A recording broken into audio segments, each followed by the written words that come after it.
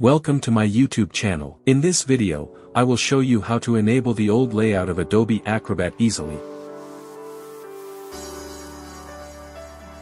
See New Acrobat Layout Enable, How to Disable. Go to Menu and click Disable New Acrobat. Click Restart. See Old Acrobat Layout showing now. Now how to return to New Layout Acrobat. Click View tab, then click Enable New Acrobat. Click Restart. See the new Acrobat layout showing.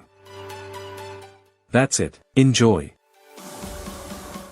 I hope you enjoyed the video. If you enjoyed the video, please like, comment, subscribe to my channel, and share my videos with your friends. Thank you.